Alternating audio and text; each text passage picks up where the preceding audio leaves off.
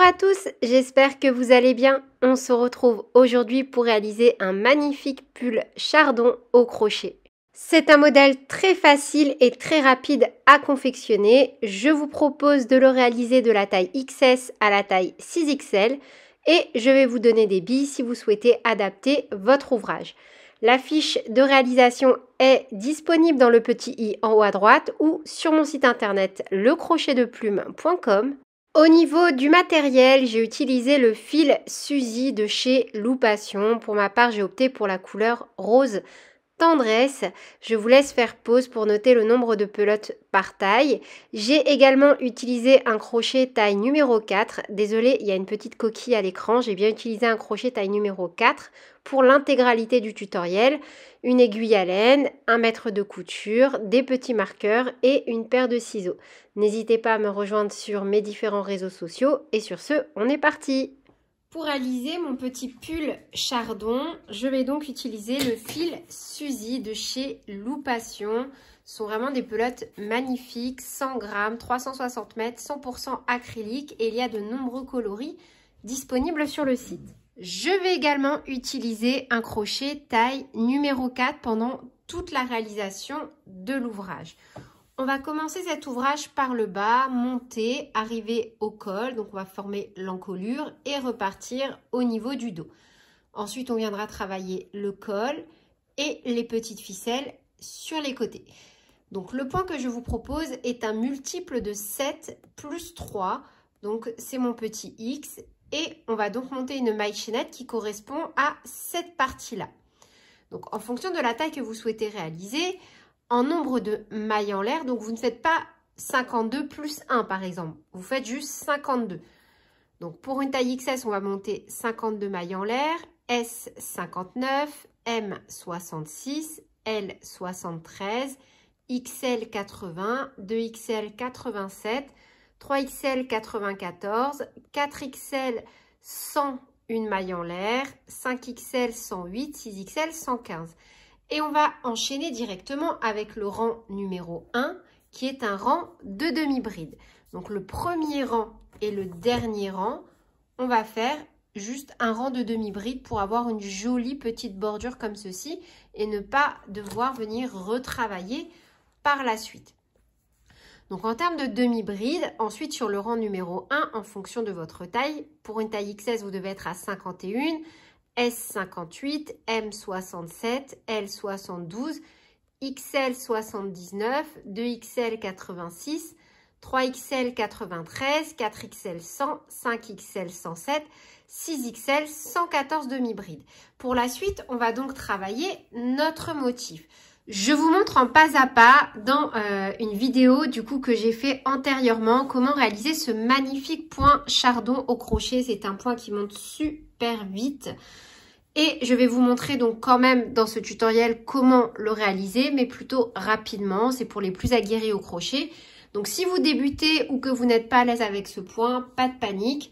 Allez dans la description de cette vidéo, point chardon, et je vous montre donc en pas à pas, tranquillement, comment réaliser ce rang. Il suffit simplement de répéter à chaque fois le rang numéro 2 et le rang numéro 3.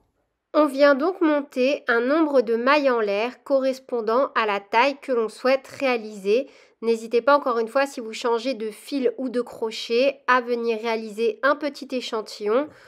Je fais un nœud coulant. Et on réalise donc le nombre de mailles en l'air en fonction de la taille ou de notre échantillon. 1, 2, 3, 4, 5, 6, 7. Un jeté, on saute la première maille, on pique dans la deuxième et on vient réaliser un premier rang de demi-bride. On travaille une demi-bride dans chaque maille du rang précédent. On marque surtout la première maille et on marquera à chaque fois la première maille de chaque rang pour être sûr de ne pas se tromper. Donc une, et on fait une demi-bride dans chaque maille.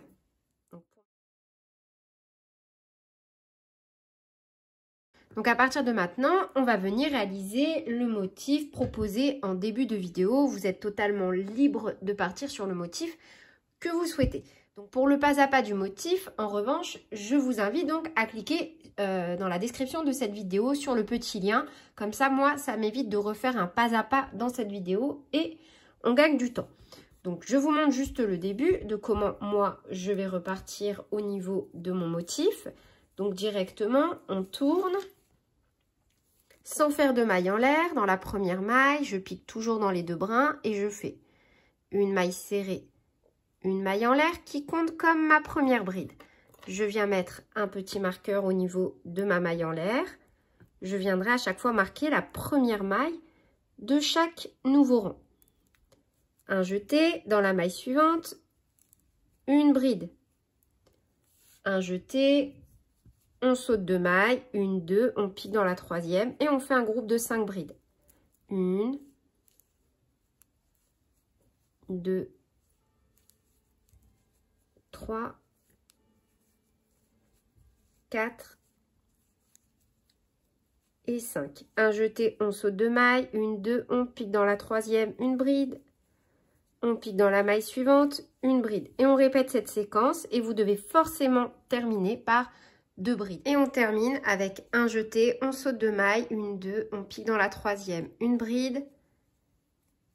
Un jeté, on pique dans la dernière, une bride. On tourne. Et du coup, on repart pour le rang suivant, directement sans faire de maille en l'air. Dans la première maille, on vient faire une maille serrée, une maille en l'air. On déplace le marqueur au niveau de la maille en l'air. Un jeté. Au même endroit, on refait 2 brides. 1 et 2. Un jeté, on se positionne au niveau de notre groupe de 5 brides entre la deuxième et la troisième et on vient faire une bride. De nouveau, on se repositionne au niveau de la troisième et de la quatrième bride et on refait une bride. Un jeté, entre les 2 brides ici, on vient faire 5 brides. C'est le point chardon. Et on va monter donc jusqu'à la hauteur que l'on souhaite. Une fois que vous avez la hauteur souhaitée et que vous êtes bien sur la partie endroit de l'ouvrage, donc que vous avez terminé par un rang pair, on va venir réaliser un rang de demi-bride. Donc pour ça, on fait une maille en l'air, un jeté et on va piquer dans chaque bride ou dans chaque maille du rang précédent et réaliser à chaque fois une demi-bride. Normalement, vous devez avoir le même nombre de demi-brides que lors de votre rang numéro 1.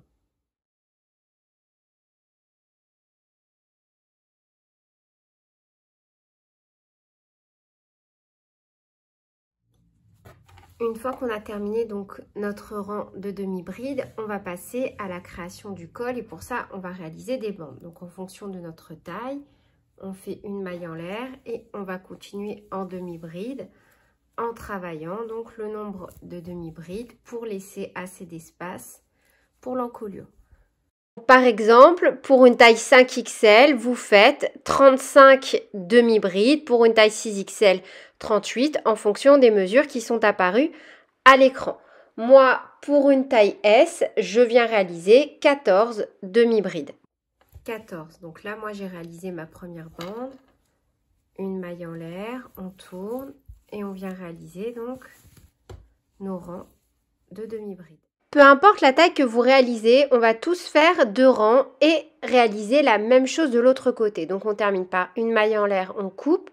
On va se rattacher de l'autre côté, donc au niveau de notre encolure, sur la partie intérieure pour avoir le même motif. On va compter nos mailles pour travailler exactement le même nombre de demi-brides. Donc moi pour ma part 14 et je vais venir donc me rattacher sur cette partie-là et réaliser de nouveau 2 rangs de 14 demi-brides. 14 demi-brides correspondant à ma taille S. Et on se retrouve juste après. Donc là, vous refaites simplement 2 rangs de demi-brides de l'autre côté. Une fois que l'on s'est rattaché donc de l'autre côté, là où on avait réalisé la première bande initiale, on va venir donc reconstruire nos mailles pour obtenir l'encolure. Par exemple, moi, je vais devoir faire 14 demi-brides. Vu que j'ai sauté 30 mailles, je vais faire 30 mailles en l'air et terminer avec de nouveau 14 demi-brides. Donc, j'ai bien rattaché mon fil. J'ai fait ma maille en l'air. Déjà, moi, je viendrai cacher mes fils à la fin. Et on repart donc en demi-bride. Et on peut marquer de nouveau la première maille.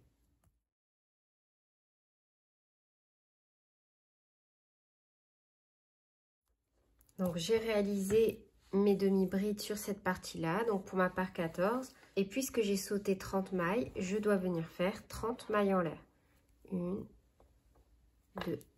Quand on a fait donc nos 30 mailles en l'air, un jeté, on pique dans la première maille de l'autre côté et on vient faire une demi-bride.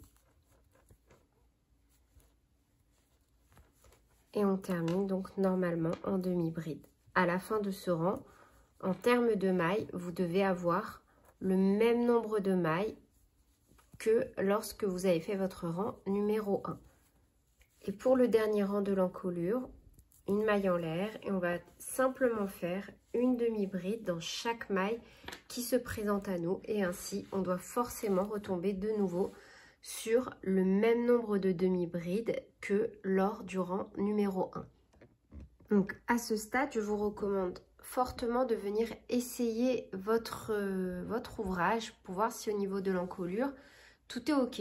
Si ce n'est pas le cas, du coup, il va falloir soit rajouter des rangs à ce niveau-là, soit venir donc allonger à ce niveau-là la maille chaînette et du coup retirer des demi-brides ici pour avoir quelque chose d'assez ample. Donc là, ce que l'on va refaire, c'est qu'on va reprendre à partir du rang numéro 2 et refaire exactement la même chose jusqu'à avoir 2 fois la même partie. Une fois qu'on a exactement la même longueur sur la partie du dos, on va terminer également par un rang de demi-bride. Et avant de terminer par ce rang de demi-bride, vous devez bien avoir 2 brides ici et non 3. Donc on tourne, une maille en l'air et on doit donc retomber sur le même nombre de demi-brides que le rang numéro 1. On fait une demi-bride dans chaque maille du rang précédent. Une fois que l'on a terminé, on fait une maille en l'air et on coupe. Pour la réalisation des petites lanières, on va simplement réaliser une maille chaînette de 51 mailles en l'air et revenir avec 50 mailles coulées. Donc à partir du bas, peu importe la taille que vous faites, vous allez vous positionner à la moitié de votre devant, mettre un petit marqueur. Voilà, hop. Comme ceci. Donc là, j'ai compté 24 cm. J'ai mis mon petit marqueur et on va se rattacher dans la maille. Rattacher notre fil, un jeté, une maille en l'air, petit nœud. Et on vient donc réaliser 51 mailles en l'air. 1, 2, 3, 51. On pique dans la deuxième maille à partir du crochet et on revient avec 50 mailles coulées. 1, 2, 3, 49 et 50. Au même endroit où on a rattaché notre fil, on fait une maille coulée, une maille en l'air et on coupe. On vient réaliser des petits nœuds et on va faire un petit point de couture pour venir cacher nos fils. Et on va faire ça donc un total de 4 fois pour avoir nos 4 lanières. On va maintenant donc passer à la réalisation du col et pour ça, on va venir faire tout simplement un tour. On va se rattacher au niveau d'un angle. On passe une maille en l'air, un petit nœud. Moi, je vais travailler sur l'avant de mon ouvrage.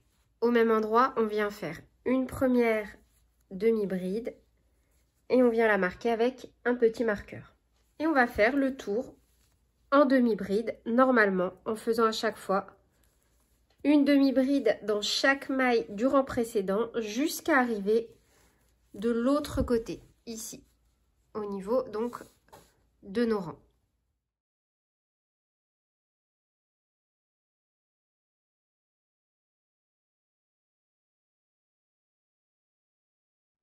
Une fois qu'on a travaillé donc toutes nos mailles et qu'on arrive à la bordure ici, au niveau des rangs, on va venir faire à chaque fois une demi-bride dans chaque première maille du rang.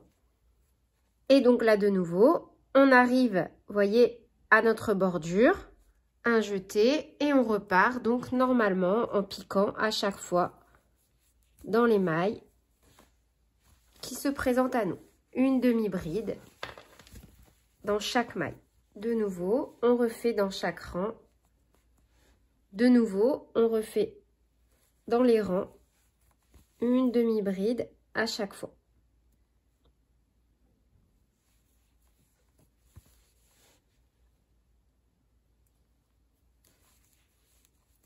Arrivé au petit marqueur, juste pour la première maille, on vient faire une maille serrée pour éviter d'avoir un trou.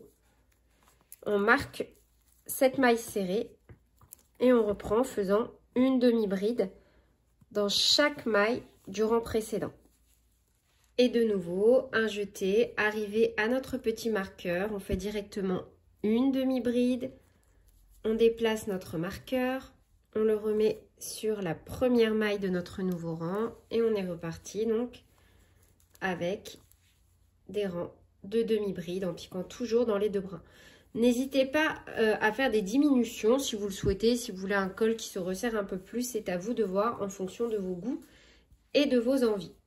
Donc maintenant, vous allez travailler jusqu'à avoir la hauteur souhaitée. Une fois qu'on a la hauteur de col souhaitée, donc pour ma part 10 cm, moi c'est un col que je vais venir plier en deux, mais vous pouvez très bien l'adapter en fonction de vos goûts et de vos envies. On termine par une maille serrée, une maille coulée et une maille coulée dans la première maille du rang. On tire sur la boucle, on la ramène en arrière, une maille en l'air et on coupe.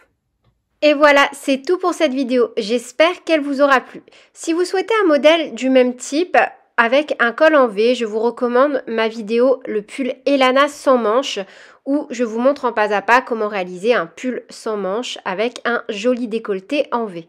C'est tout pour ce tutoriel. Je vous fais plein de bisous, prenez bien soin de vous et à très bientôt pour de nouvelles vidéos. Salut!